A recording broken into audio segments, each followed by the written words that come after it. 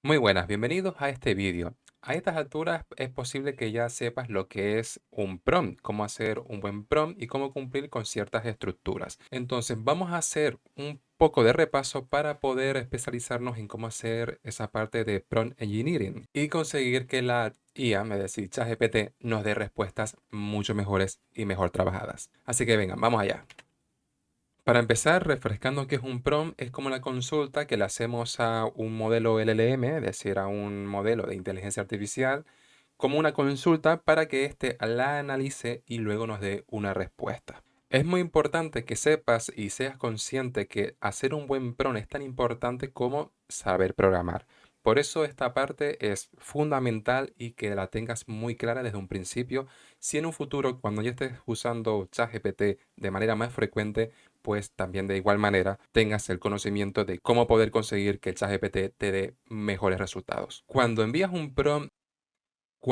un prompt, realmente no estás enviando un mensaje a una máquina que entiende como un humano.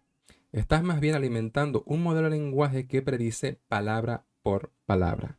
Y así continuamente va prediciendo la siguiente palabra más probable. En este esquema que acabo de pedirle al ChatGPT se va a entender un poco mejor. Que ya dado el ejemplo, pues le he pedido que me cree una gráfica que muestre esto. Lo que pasa por detrás en ingeniería de prompts de manera muy simple.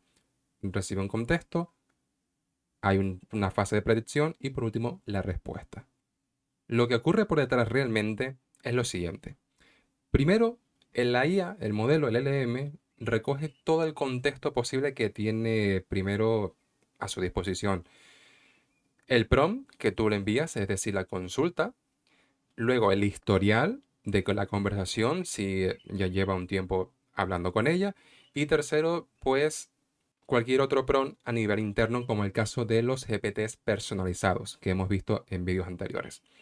Entonces, con todo ese contexto, es lo que va a analizar. Una vez que reciba toda esa información, va a poder luego darte una predicción de ella, que es el siguiente paso. Es decir, en la segunda fase, en predicción, coge todo ese contexto y va a predecir la siguiente palabra después de ese contexto que ya ha recibido. Por ejemplo, si le estamos preguntando, explícame qué es la fotosíntesis, él va a analizar y te va a dar una respuesta prediciendo palabra por palabra una frase.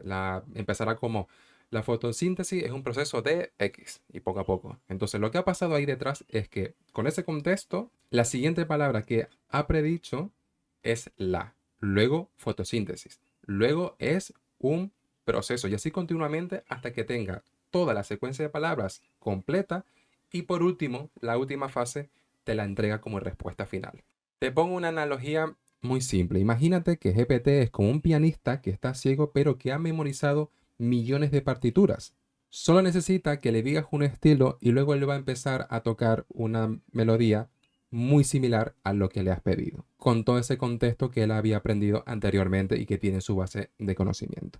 De hecho, vamos a hacer un ejemplo que esto de todas formas seguramente lo habéis visto en vídeos anteriores, pero para refrescar un poco, no es lo mismo que yo le diga explícame la fotosíntesis, que aquí como se está viendo, pues está analizando, prediciendo palabra por palabra, lo que hemos comentado hace unos segundos. No es lo mismo que le digamos un prompt muy vago, muy pobre, como explícame la fotosíntesis, que de todas formas es una buena explicación, a decirle explícame la fotosíntesis como si tuviera 10 años y con emojis. ¿Vale? Y aquí podemos ya diferenciar la explicación vaga, la que te ha dado porque es básica y que él ha considerado adecuada para este caso, a una que quiero que me explique como si yo tuviera 10 años y encima que me lo dé con emojis. Y vemos que de esta manera pues es mucho más fácil de entender. Aquí hemos aplicado algo muy importante. Dos cosas, de hecho. Una, le hemos dicho a quién va a ir dirigido la información, es decir, la ha adaptado para un niño de 10 años. Y luego también le hemos pedido una estructura que ha sido con emojis. A continuación veremos esto con más detalle. Para crear un buen prompt tienes que tener en cuenta los siguientes principios y claves para que te dé esa respuesta súper profesional. Entonces yo le he pedido aquí que me crease un esquema y es el siguiente.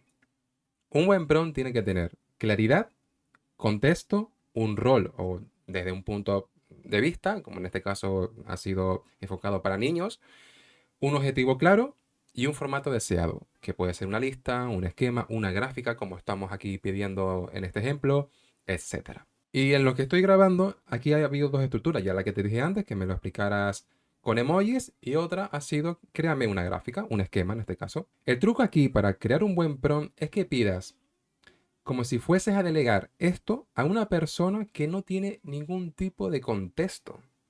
Esa es la clave. Tú no puedes llegar y decirle a ChatGPT que haga X cosa si no le explicas un mínimo de contexto. No le dices para qué, ni para quién, en qué formato lo necesitas o lo quieres, qué puntos has de tener en cuenta, el lenguaje, el tipo de formato que quieres, etcétera, etcétera, etcétera. Por eso es muy importante que le des el mayor contexto posible, y una estructura muy buena es la que estoy ahora mostrando. Los puntos claves son esos que te muestro aquí: claridad, contexto, rol, objetivo claro y formato deseado. Pero esta es, digamos, la base. Luego a continuación vamos a ver esas estructuras, que hay varias. Para el tema de estructuras hay varias formas, pero una que es bastante completa y la que puedo recomendar para no tener un montón de estructuras memorizadas en la cabeza, hay que partir de que lo que había comentado anteriormente. Cuanto más contexto tenga la IA, el LLM, mucho mejor será la respuesta que te va a dar.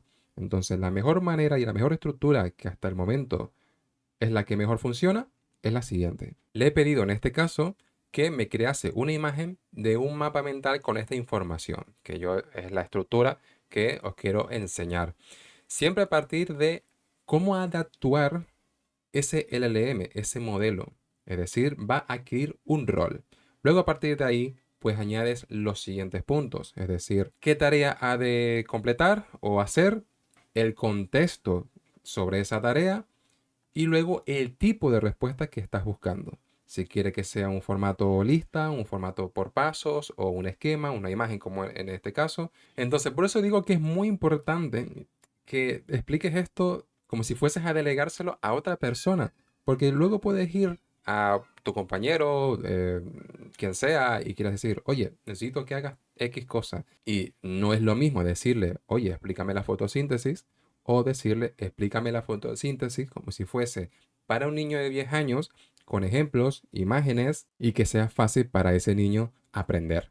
¿Verdad que no es lo mismo? O sea, hay que dar información, hay que comunicar. Tienes que decirle a la IA las cosas claras. No seas vagos a la hora de crear prompts, especifica. Por eso te digo, cuanta más información, más contexto, mejor respuesta. Grábate eso como sea, ¿vale? Porque es muy, muy importante. Y te digo, la estructura pueden variar mucho. Esto va a ser como la plantilla, esquema básica, porque engloba toda la información que necesita el LLM, el modelo. Actúa como una persona, en este caso puedes actuar como un profesor. De hecho, vamos a hacer un ejemplo. Copiando la misma estructura, vamos a modificarla para un caso particular. Como ejemplo, la acabo de indicar ahora. Actúa como un profesor de historia muy chistoso y especializado en estudiantes de secundaria. Explícame las causas de la Segunda Guerra Mundial y hazlo en forma de lista numerada, con ejemplos sencillos y emojis. Y bien, aquí tenemos ya la respuesta, en la cual podemos ver que cumple con las condiciones, con el prompt que le he pedido. ¿Por qué? Porque lo he especificado, le he dado mayor contexto. Vamos a leer un poco. Hola clase, hoy vamos a viajar por el tiempo para descubrir por qué empezó la Segunda Guerra Mundial. Pero tranquilos, no necesitamos casco ni trinchera, solo atención y ganas de reír un poco. Causas de la Segunda Guerra Mundial, explicadas como si fuéramos compis de instituto. El Tratado de Versalles fue un castigo a nivel profe cabreado. Después de la Primera Guerra Mundial, a Alemania le hicieron firmar un tratado que decía básicamente, fue tu culpa, paga todo lo que rompiste, no puedes tener ejército grande. Ejemplo, es como si en clase un compañero rompe el proyector y el profe dice que pague él, pero también le prohíbe llevar mochila y le quita el recreo por 20 años. O sea, está fenomenal, porque está explicado y adaptado, gracias al contexto, al estilo y el rol que le he pedido. Si yo le hubiera dicho, explícame las causas de la Segunda Guerra Mundial, me lo hubiera dado de una manera muy simple, básica y normal, muy estilo Wikipedia posiblemente. Con este ejemplo quiero mostrar que se entiende o que puedas ver la diferencia de cómo pedir un prompt vacío, sin más, sin especificar ni dar mucho contexto, a uno que tú puedas personalizar a como mejor te plazca. Y ha sido así de sencillo. En lugar de pedirle, explícame la Segunda Guerra Mundial o las causas, dime esto de manera muy chistosa, especialízalo para estudiantes de secundaria y hazlo de una forma que sea en una lista enumerada, que me la he enumerado y además con ejemplos sencillos y emojis. Ya he cumplido como tal. Y bien, hasta aquí el vídeo ya de hoy. En el próximo vamos a indagar un poquito más a fondo con este tema de la ingeniería de prompts. Y eso, nos vemos en el próximo vídeo.